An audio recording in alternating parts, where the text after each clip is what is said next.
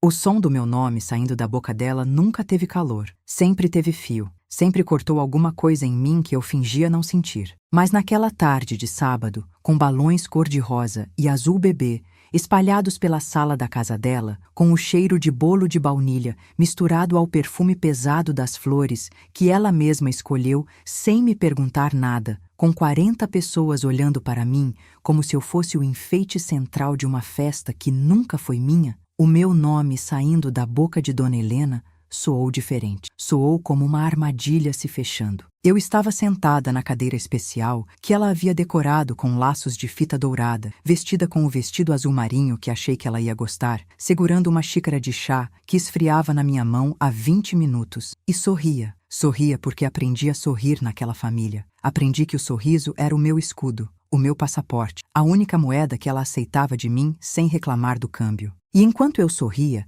enquanto os convidados riam de alguma coisa que Dona Helena havia dito, eu sentia a mão do Rafael no meu cotovelo, gentil demais para ser carinho, urgente demais para ser acidente. Ele se abaixou. O hálito quente do sussurro chegou antes das palavras. "Pega sua bolsa", ele disse, a voz quase sem som. "Pega sua bolsa e vamos embora agora. Age como se nada estivesse errado." Olhei para ele. Os olhos castanhos que eu havia amado primeiro, por serem honestos, estavam agora cheios de algo que eu nunca havia visto antes. Não era medo, era pânico controlado. Era a cara de alguém que acabou de ver o chão rachar sob os pés, mas ainda não quer que ninguém perceba. "Mas aqui está o meu bebê", sussurrei de volta. E foi ridículo. Eu sei, porque o bebê ainda estava dentro de mim, ainda estava me chutando exatamente naquele segundo, como se também soubesse que algo ia mal. E eu estava falando do chá como se a decoração fosse mais importante do que o aviso no rosto do meu marido. "Juliana." Ele disse meu nome de um jeito que eu não ouvia há muito tempo, como se meu nome fosse uma coisa séria, como se meu nome importasse. "Agora, por favor."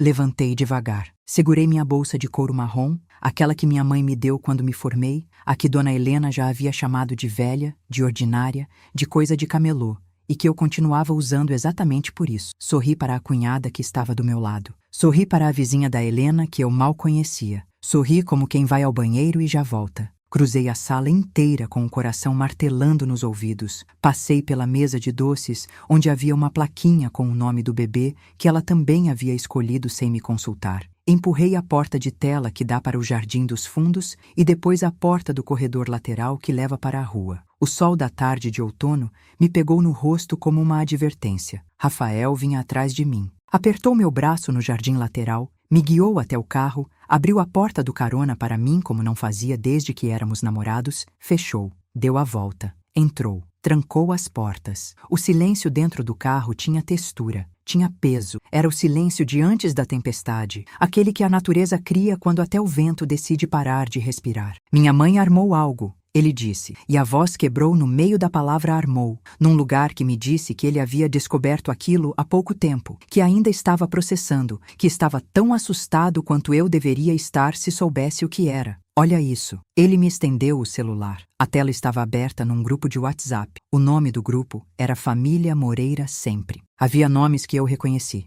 A cunhada Patrícia, a tia Cléo, a prima Fernanda, a vizinha Margarida, que nem era da família, mas aparentemente tinha acesso a tudo. E havia mensagens. Mensagens e mensagens e mais mensagens, datadas de 3 semanas atrás até aquela manhã. E conforme eu fui lendo, conforme as palavras foram entrando pelos meus olhos e descendo até algum lugar dentro do meu peito, onde eu guardava as coisas que eu não sabia como nomear, alguma coisa muito velha e muito cansada dentro de mim simplesmente parou de se surpreender, porque eu sempre soube. Não assim, não com provas na tela de um celular, não com plano escrito em mensagem, não com data marcada e papel de presente preparado. Mas eu sempre soube que aquela mulher, desde o primeiro dia que me viu, decidiu que eu era o inimigo e que um dia ela ia usar tudo o que tinha para me destruir. Só não sabia que o dia era hoje. Mas antes de continuar, quero te fazer um convite muito especial. Inscreva-se no canal e deixe seu like. Isso me ajuda a ver que você me apoia e gosta das minhas histórias. E comente aqui embaixo de qual cidade você está nos assistindo. Agora vamos continuar. Deixa eu te contar como eu cheguei até aquele carro. Deixa eu te contar sobre os 3 anos anteriores, sobre a mulher que eu era quando entrei na família Moreira e sobre a mulher que estava sentada naquele banco de couro com o celular do marido na mão e o bebê chutando por baixo do vestido azul marinho que eu havia escolhido para agradar uma pessoa que nunca ia se agradar comigo. Conheci Rafael numa segunda-feira de março, numa fila de banco, e ele me perguntou se eu sabia se aquela agência tinha caixa eletrônico externo, porque ele estava atrasado para uma reunião e não podia entrar. Eu não sabia. Ele ficou na fila assim mesmo, ao meu lado, e falamos por 40 minutos sobre filmes que nenhum de nós havia assistido direito, sobre a cidade que os dois achávamos barulhosa demais e amávamos demais para sair, sobre cachorros que nenhum dos dois tinha, mas os dois queriam. Quando chegou a minha vez no caixa, ele esperou do lado de fora, e quando eu saí, ele me perguntou se eu queria tomar um café. Disse que sim, sem hesitar, porque havia algo nele que parecia sólido, como madeira boa, como fundação. Namoramos 8 meses antes de ele me levar para jantar na casa da mãe. Eu estava nervosa. Me preparei como se fosse uma entrevista de emprego que eu precisava muito passar. Levei vinho, levei uma caixa de chocolates finos, passei horas escolhendo uma roupa que dissesse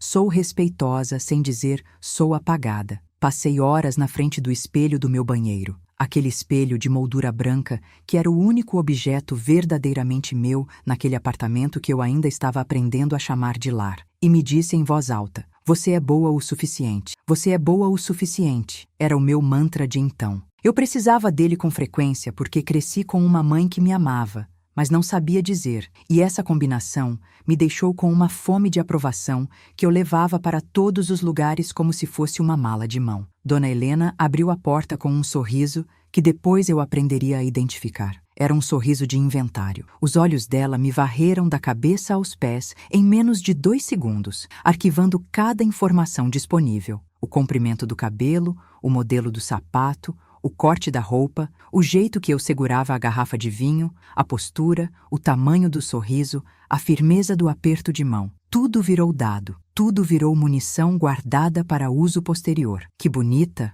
ela disse, e eu sorri com toda a gratidão que a fome de aprovação me mandou sentir, sem perceber que bonita não tinha sido um elogio. Tinha sido uma avaliação. Tinha sido ela marcando o ponto de partida antes de começar a trabalhar. O jantar foi agradável na superfície. Ela havia cozinhado um frango assado com ervas que cheirava ao tipo de domingo que eu nunca tive em casa. E a mesa estava posta com capricho de quem conhece a linguagem de uma mesa bem posta.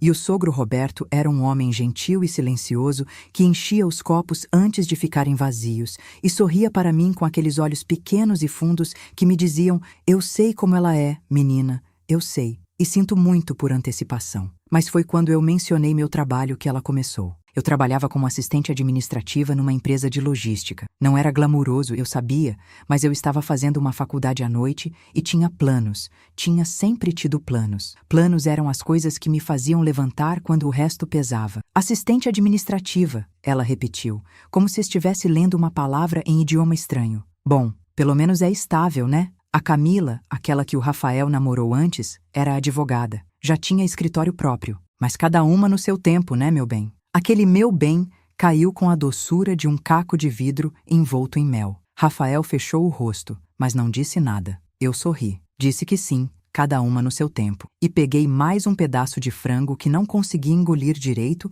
porque a garganta havia ficado do tamanho de um alfinete. Naquela noite, de volta ao apartamento, Rafael me abraçou e disse: "Minha mãe, é assim, você vai acostumar." E eu entendi a frase de um jeito que demorei 2 anos para perceber que havia sido o jeito errado. Entendi que era só jeito dela e que eu devia me adaptar, quando a frase queria dizer outra coisa. Queria dizer que eu não precisava me adaptar a nada. Mas ele não sabia dizer isso ainda, e eu não sabia ouvir o que não estava sendo dito. E então, ficamos naquele lugar perigoso que todo relacionamento jovem conhece. O lugar onde se empurra a conversa difícil para depois, porque agora está bom. Agora está quente, agora tem abraço, e depois nunca chega. Casamos 1 ano depois. A festa foi linda. Minha mãe chorou desde a primeira música. Meu pai dançou comigo como se eu ainda tivesse 8 anos e o peso de uma pena. Rafael me olhou no altar com aqueles olhos que eu haviam escolhido pela honestidade, e naquele momento eles eram a coisa mais honesta que o mundo tinha para me oferecer. Dona Helena usou um vestido cor creme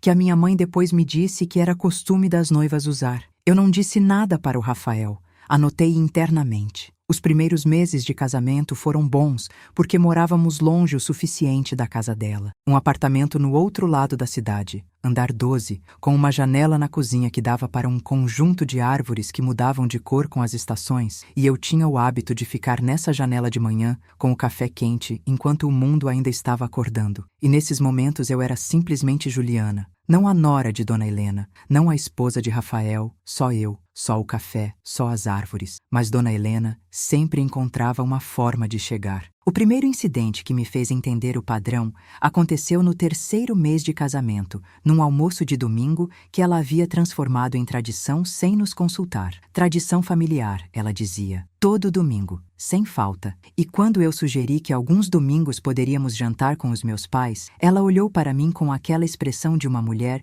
que acabou de ver alguém cometer um crime menor, mas escolheu ser magnânima. Claro, ela disse. Claro que sim. Família da noiva também é importante. Menos, né? Porque a família da noiva fica para trás quando ela casa, mas entendo. Vocês jovens têm esses pensamentos modernos. Rafael estava no banheiro quando ela disse isso. Quando voltou, o assunto havia mudado. O segundo incidente aconteceu quando ela entrou no nosso apartamento enquanto nós dois estávamos trabalhando, usando a chave reserva que Rafael havia dado a ela sem me contar, e reorganizou a cozinha inteira. Não apenas reorganizou, jogou fora um conjunto de potes que eram da minha avó, de cerâmica azul com estampas de flores amarelas, que minha avó havia me dado antes de morrer e que eu guardava na prateleira de cima porque eram frágeis e porque toda manhã de domingo eu subia numa cadeirinha para tirar o pó e me lembravam que eu havia vindo de alguém que me amou de um jeito simples e incondicional. Ela disse que os potes eram velhos demais para usar e que havia comprado um conjunto novo de plástico,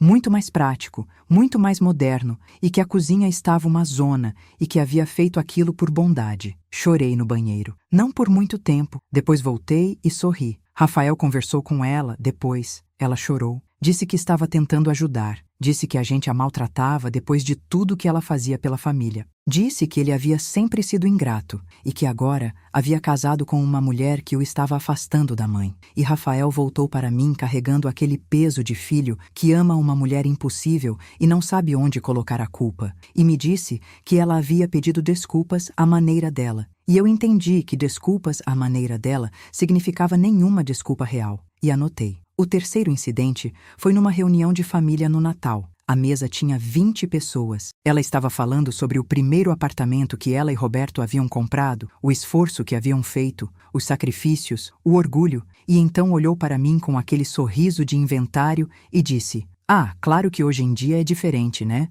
Hoje as mulheres trabalham meio turno e acham que estão contribuindo. Na minha época, a gente se dedicava de verdade. Eu trabalhava 42 horas por semana e fazia faculdade à noite, e cuidava da nossa casa, e preparava as refeições da semana no domingo de manhã, antes do almoço dela, e ainda tentava ser uma boa esposa para um homem que estava aprendendo que ser filho dela e ser marido meu exigia duas versões dele que nem sempre cabia no mesmo corpo." 20 pessoas ouviram aquilo. 3 riram. O resto olhou para o prato. Rafael disse: "Mãe, que é isso?" E ela disse: "O quê? Estou falando de mim. Estou contando história. Vocês jovens são muito sensíveis." Anotei. Houve o incidente do médico. Ela havia ligado para o ginecologista que eu havia mencionado num almoço, encontrado o número no Google, ligado se passando por minha mãe para perguntar sobre os meus exames. Obviamente a clínica não informou nada, sigilo médico, mas ela havia tentado. Quando confrontei Rafael, ele ficou branco. Conversou com ela. Ela disse que estava preocupada com a minha saúde, que Nora é como filha, que ele a estava tratando como criminosa. Houve o incidente das finanças. Ela havia descoberto por Rafael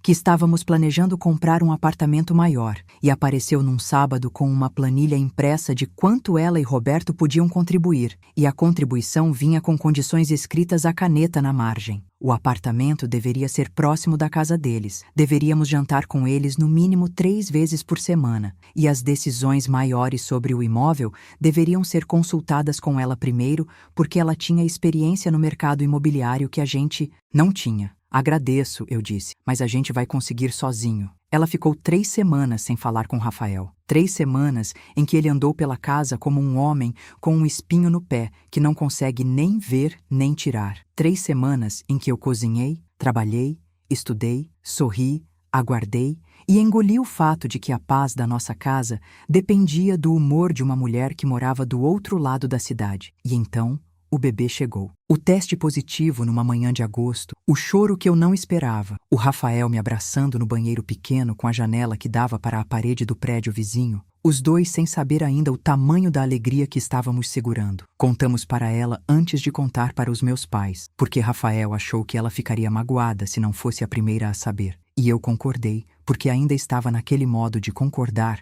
para manter a paz que eu havia desenvolvido como uma segunda pele. Ela chorou, abraçou Rafael por muito tempo. Depois me abraçou, e o abraço dela tinha aquele jeito específico de abraço que não aquece nada. Depois disse, com os olhos ainda brilhando das lágrimas: "Você vai precisar muito de mim agora, Juliana. Bebê é muito trabalho para quem não tem experiência. Ainda bem que estou aqui. Não foi uma oferta, foi um aviso. A gravidez mudou a dinâmica de um jeito que eu não havia previsto. De repente ela tinha razão para estar presente em tudo, nas consultas que ela queria acompanhar, nas decisões de enxoval que ela queria orientar, no quarto do bebê que ela queria ajudar a decorar, no nome do bebê que ela queria escolher porque era tradição da família, e eu era nova na família e não sabia das tradições. E eu estava grávida e cansada, e enjoada nos primeiros 3 meses, e com dor nas costas nos últimos 3, e em algum ponto desse período eu parei de lutar contra as pequenas coisas porque não tinha energia. E quando você para de lutar contra as pequenas coisas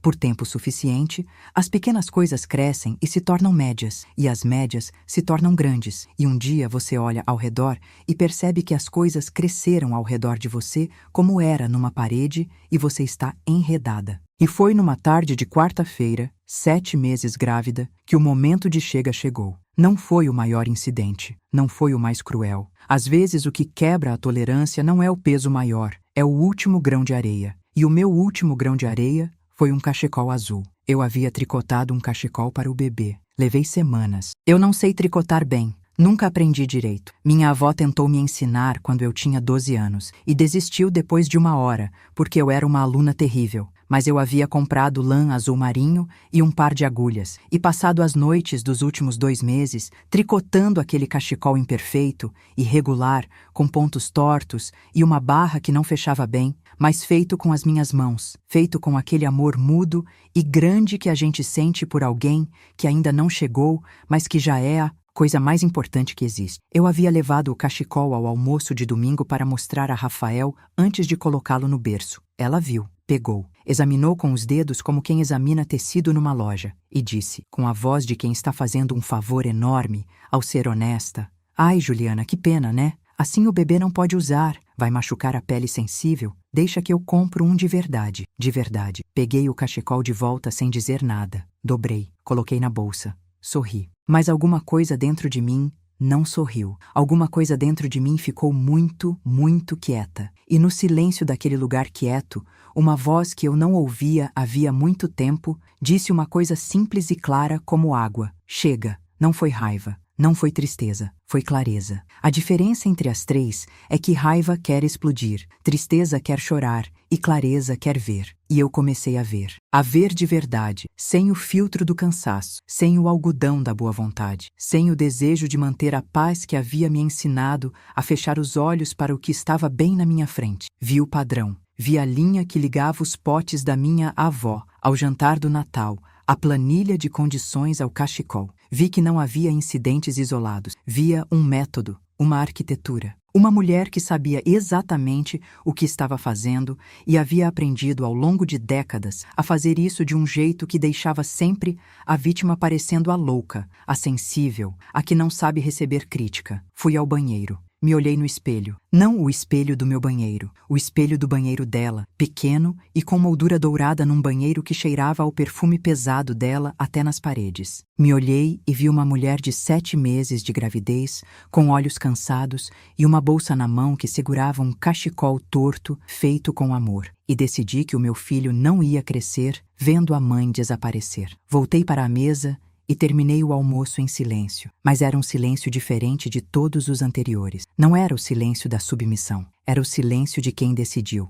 Naquela semana, comecei a prestar atenção de um jeito diferente. Prestar atenção era o meu superpoder secreto. Sempre fui observadora, desde criança, o tipo de pessoa que nota o detalhe que todo mundo passa direto. Mas eu havia colocado esse superpoder a serviço do erro, havia usado para notar o que eu fazia de errado, o que eu poderia melhorar, como eu poderia me tornar mais aceitável. A partir daquela semana, virei o superpoder para fora. Comecei a guardar mensagens, simples assim. Não apaguei as mensagens ofensivas que ela me mandava por WhatsApp quando ficava irritada. Não apaguei as mensagens que ela mandava para o Rafael reclamando de mim, das quais ele me mostrava algumas achando que estava sendo transparente e não percebendo que estava me dando um arquivo. Comecei a anotar datas e situações num caderninho que guardava na bolsa marrom, aquela bolsa velha e ordinária que era a coisa mais minha que eu tinha. Comecei também a prestar atenção nas pessoas ao redor dela. A cunhada Patrícia, irmã do Rafael, que tinha os mesmos olhos fundos do pai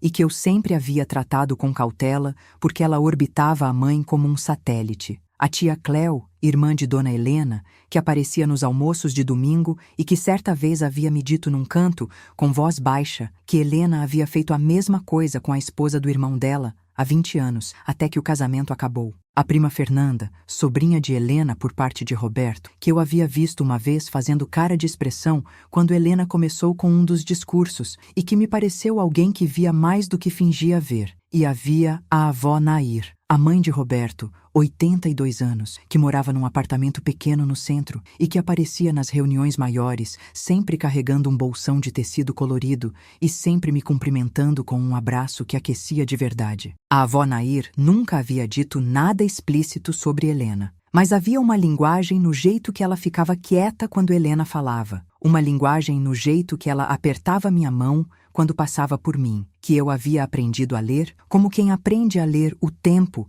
pelo jeito que as nuvens se movem. Fui visitar a avó Nair numa tarde que disse para o Rafael que estava indo ao médico. Levei um pedaço de bolo que fiz de manhã cedo, o tipo de bolo de fubá que ela havia mencionado uma vez gostar, e sentei na sala pequena dela, cheia de fotografias nas paredes e plantas na janela, e tomei um café que estava quente e doce do jeito certo. Ela não perguntou por que eu estava lá. Serviu o café e esperou. Eu disse, devagar, avó Nair, a senhora conhece bem a família Moreira. E ela disse, conheço, menina, conheço há 50 anos. E eu disse, a Helena sempre foi assim? E ela ficou quieta por um tempo, olhando para a xícara, e depois disse uma coisa que ficou marcada em mim como ferro quente em madeira. Helena sempre precisou ser o centro, ela disse. Quando o Roberto casou com ela, eu achei que era insegurança de menina nova. Esperei melhorar. 50 anos é tempo demais para esperar. Você não precisa esperar, Juliana. Voltei para casa com aquelas palavras no peito e o caderninho um pouco mais cheio. Mas o que eu ainda não sabia, o que eu não poderia imaginar, era o tamanho do que ela havia planejado. Foi Rafael que descobriu. Aconteceu de um jeito que nem nos filmes a gente consegue inventar. A prima Fernanda, aquela que eu havia percebido que via mais do que fingia, estava no grupo de WhatsApp chamado Família Moreira Sempre e havia tentado mandar uma mensagem para a irmã, mas mandou para o grupo por engano. A mensagem dizia, Dani, não vou conseguir ficar até o fim do chá. Me conta como terminou. Rafael estava no grupo porque toda a família estava. Viu a mensagem da Fernanda. Não entendeu. Começou a rolar as conversas anteriores do grupo para entender o contexto. E leu. 3 semanas de planejamento. Mensagens de Dona Helena organizando o chá que ela própria havia oferecido para fazer. O chá que eu havia recebido com gratidão, porque era exaustivo organizar qualquer coisa com 7 meses de gravidez. O chá que eu havia deixado nas mãos dela, porque achei que era um gesto de amor, de boa vontade, de avó querendo celebrar o neto. Mas as mensagens mostravam outra coisa. As mensagens mostravam uma mulher que havia passado 3 semanas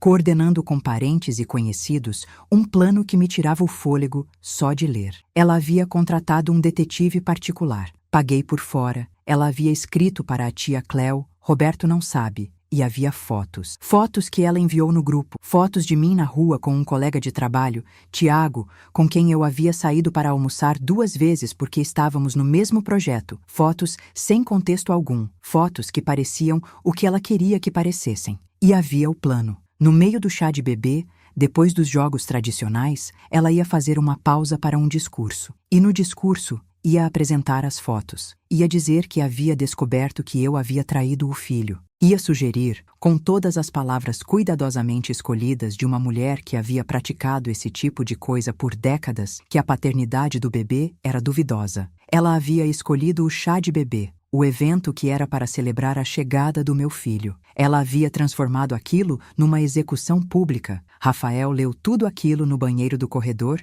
enquanto na sala sua mãe servia petit four e ria com as convidadas. E então veio até mim e sussurrou no meu ouvido: "Pega sua bolsa. Vamos embora agora." Fiquei olhando para a tela do celular dele dentro do carro trancado. O bebê chutou 3 vezes seguidas, forte, como se também estivesse lendo. O sol estava descendo atrás das árvores da rua. Alguém dentro da casa estava tocando aquela música que eles sempre tocavam nos almoços de domingo, algo dos anos 70 com batida de violão. E o som vazava pela janela da sala de estar como se nada estivesse errado, como se dentro daquela casa não houvesse uma mulher que havia dedicado 3 semanas a me destruir na frente da família inteira. Levantei os olhos da tela. Rafael estava me olhando. Os olhos dele estavam vermelhos. Eu não sabia se havia chorado antes de me chamar ou se estava perto de chorar agora. Havia algo no rosto dele que eu reconheci como vergonha. A vergonha específica de alguém que percebe que esteve do lado errado por tempo demais. Ele disse: "Juliana, eu não sabia. Eu juro que não sabia. Eu sei", eu disse. E era verdade. Eu sabia que ele não sabia. Mas também sabia outras coisas. Sabia que ele havia escolhido não saber por muito tempo. Sabia que ele havia preferido o conforto de acreditar que era só o jeito dela ao desconforto de ver o que estava bem na frente. Sabia que cada vez que disse "minha mãe é assim, você vai acostumar", ele havia feito uma escolha. E que essa escolha havia um custo. Mas esse era uma conversa para outra hora. Naquele momento, havia uma mulher dentro de casa que havia planejado me humilhar na frente de 40 pessoas, e 40 pessoas lá dentro que não tinham feito nada de errado, e eu precisava decidir o que fazer. Fiquei quieta por um momento. O silêncio do carro ficou diferente. Não era mais o silêncio da tempestade chegando. Era o silêncio de antes de uma decisão. O tipo de silêncio que precede algo irreversível. Peguei minha bolsa marrom do banco, abri, tirei o caderninho. Abri no índice que eu havia feito das capturas de tela que guardava. Passou pela minha cabeça uma imagem rápida de mim mesma, meses atrás, tricotando sozinha à noite enquanto Rafael dormia, com os fones de ouvido e um podcast que eu não estava ouvindo de verdade porque estava pensando em como sobreviver a ela. Passou pela minha cabeça o rosto da avó Nair, dizendo: "Você não precisa esperar." Passou o cachecol azul com pontos tortos, que eu ainda guardava dobrado no fundo da gaveta do quarto, que ela havia chamado de coisa que machucar a pele sensível. Olhei para Rafael. "Não vamos embora", eu disse. Ele piscou. "Mas ela vai..." "Vai o quê?" Eu interrompi, e a minha voz estava calma de um jeito que até eu achei surpreendente. O tipo de calma que não vem da submissão, que vem de uma resolução profunda, de um lugar dentro da pessoa onde a decisão já foi tomada e o resto é só execução. "Vai apresentar as fotos? Vai me chamar de traidora na frente da família?" "Deixa, porque eu tenho perguntas para ela que ela não vai conseguir responder na frente de todo mundo. E você tem o celular com as mensagens do grupo." Rafael me olhou por um tempo que pareceu mais longo do que foi.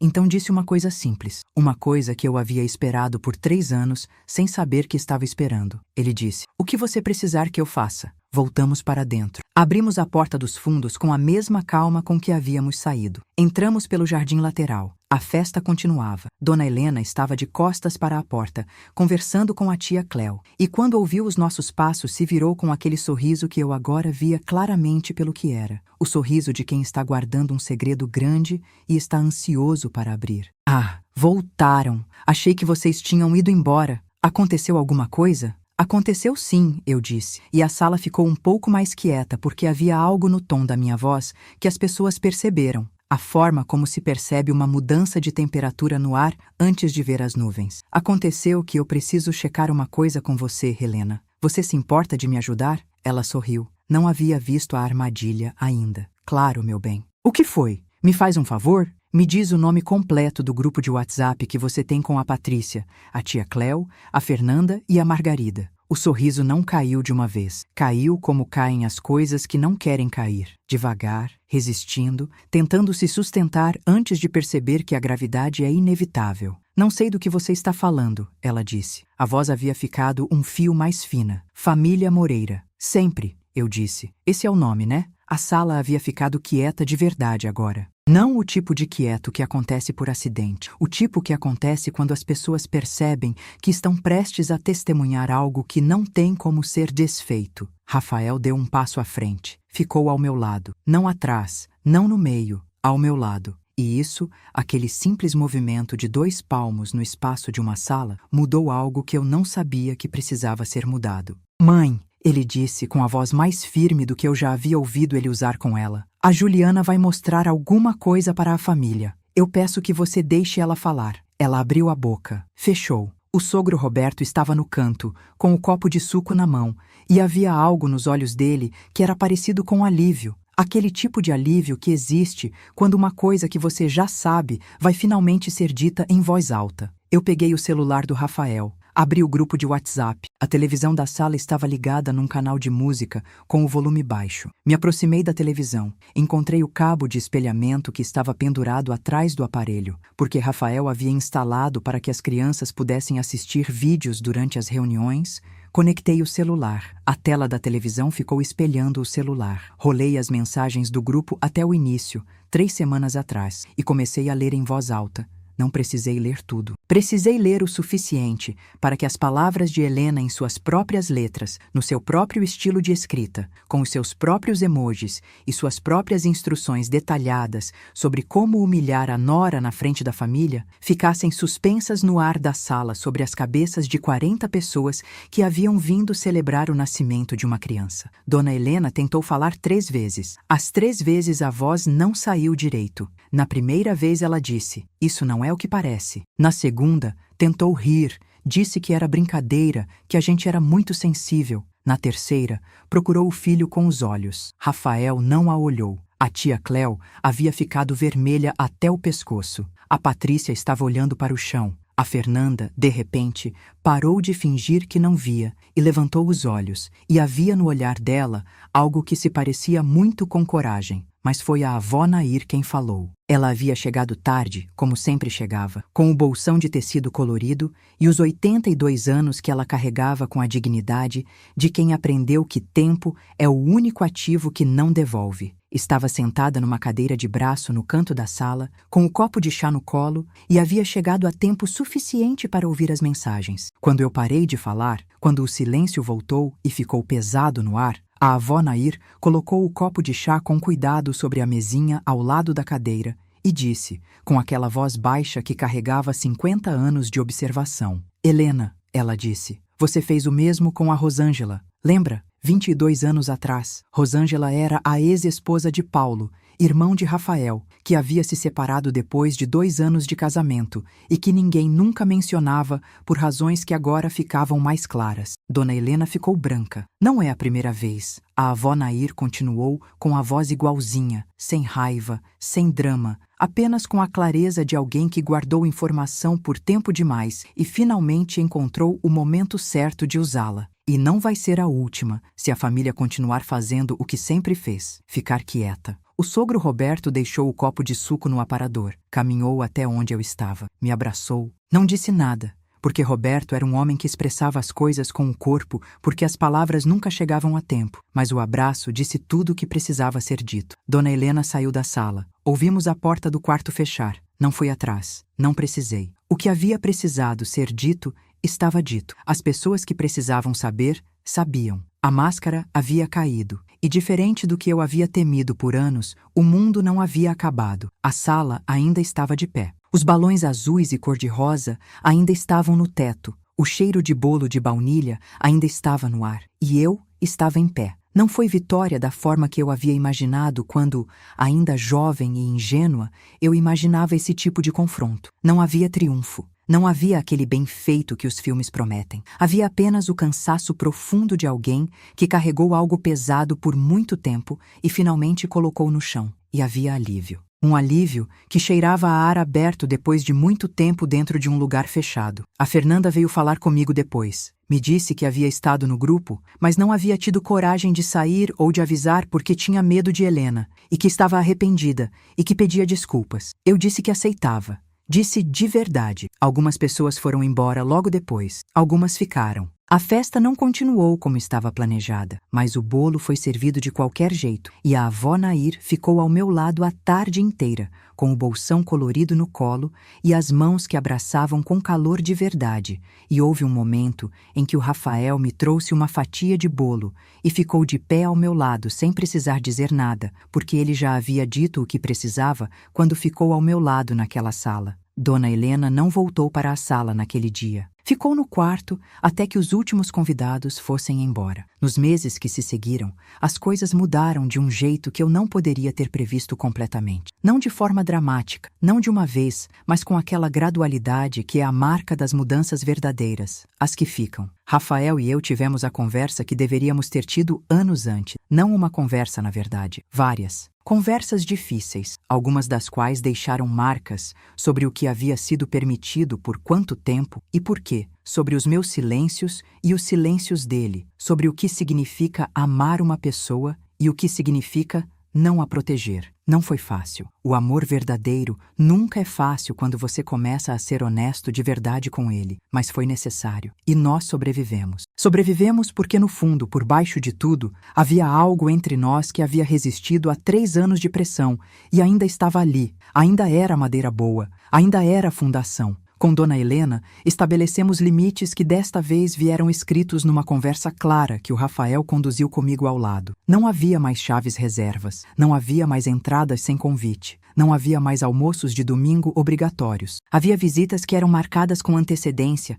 que aconteciam na nossa casa ou num lugar neutro e que tinham duração definida. Havia um acordo implícito de que qualquer comentário de sua parte sobre mim, minha criação do bebê, minha profissão, minha família, meu corpo ou qualquer coisa que me dissesse respeito seria o fim daquela visita. Ela levou tempo para entender que os limites eram reais. Testou 2 vezes. As 2 vezes a visita terminou exatamente como havia sido dito que terminaria. Depois parou de testar. Não diria que nos tornamos amigas, não diria que o gelo derreteu completamente, mas há algo diferente agora quando estamos no mesmo ambiente. Há um respeito que antes não existia e que só existe porque eu parei de fingir que não precisava ser respeitada. Meu filho nasceu em novembro, 4,2 kg, cabeça redonda, olhos escuros como os do pai e as mãos pequenas que fizeram o mundo inteiro fazer sentido de um jeito que eu não consigo explicar com nenhuma das palavras que conheço. Coloquei o cachecol azul torto em volta do pescoço dele no dia em que saímos da maternidade. Não para usar de verdade,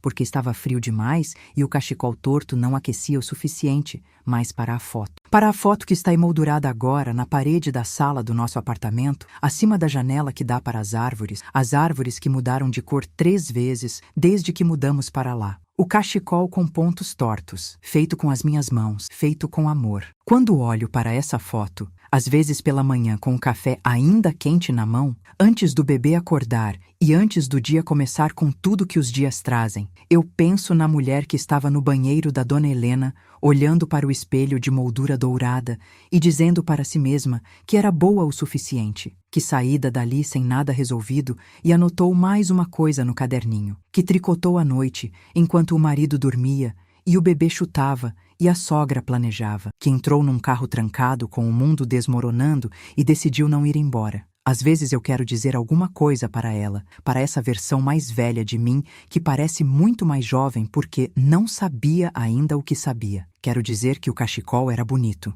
que a bolsa de couro marrom nunca foi velha nem ordinária, era só dela. E isso era suficiente. Que os potes de cerâmica azul da avó não precisavam de uma prateleira numa casa que não a amava para continuar sendo sagrados. Que o amor que exige que você desapareça não é amor. Nunca foi. Aprendi que a dignidade não é uma coisa que alguém pode dar para você ou tirar de você. Você pode deixar de exercê-la por um tempo, pode esquecê-la, pode dobrá-la e guardá-la no fundo de uma gaveta como um cachecol torto que você ainda não sabe o que fazer. Mas ela continua lá, esperando, paciente como as árvores que mudam de cor e voltam. Aprendi que silêncio tem tipos diferentes. O silêncio da submissão pesa. O silêncio da decisão liberta. E aprender a diferença entre os dois foi a coisa mais importante que fiz pelos últimos 32 anos da minha vida. Aprendi que, às vezes, a pessoa que você ama precisa que você a deixe escolher errado por um tempo para que a escolha certa, quando vem,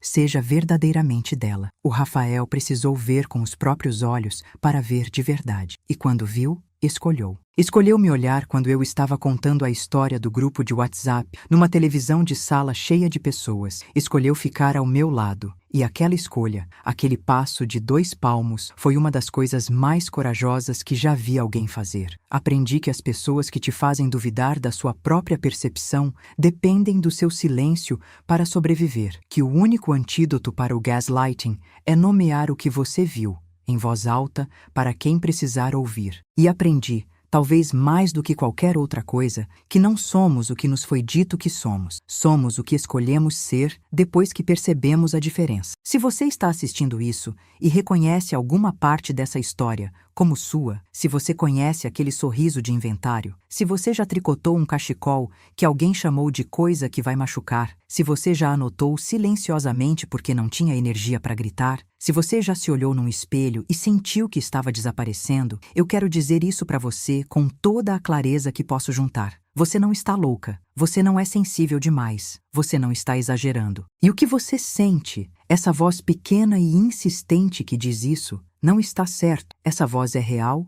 e ela está certa. Se você está numa situação onde o amor que recebe é condicionado à sua diminuição, onde o seu valor é medido pela sua capacidade de aguentar, onde a paz da sua casa depende do humor de alguém que decidiu que você não merece paz, eu quero dizer que não é tarde. Não importa quanto tempo faz, não importa quantas coisas você já deixou passar. A clareza pode chegar num domingo qualquer, quando alguém chama seu cachecol de coisa que vai machucar. E quando chegar, você vai saber. Não precisa ser de um jeito dramático. Não precisa haver televisão com mensagens projetadas e a avó Nair falando de histórias de 20 anos atrás. Pode ser só uma conversa. Pode ser só um limite estabelecido pela primeira vez. Pode ser só uma vez em que você não sorri quando não quer sorrir. Começa pequeno. Começa com verdade. Começa com você. Você não nasceu para ser sombra na vida de ninguém. Não da sogra. Não do marido. Não de ninguém que precise que você desapareça para se sentir grande. Você nasceu para ocupar o espaço inteiro que é seu. Eu aprendi isso tarde. Aprendi num sábado de outono dentro de um carro trancado com um celular na mão e um bebê me chutando por baixo do vestido azul marinho. Mas aprendi. E não desaprendo mais. Antes de me despedir, quero pedir algo muito especial. Inscreva-se no canal e deixe seu like se esta história tocou seu coração. Isso me ajuda a saber que não falo sozinha e que estas histórias chegam a quem precisa delas. Conte nos comentários de qual cidade você está assistindo este vídeo. Diga o que achou desta história e o que você teria feito no meu lugar. Adoro ler cada comentário. Cada história compartilhada aqui nos lembra que não estamos sós, que nossas vivências importam e que sempre há uma forma de recomeçar.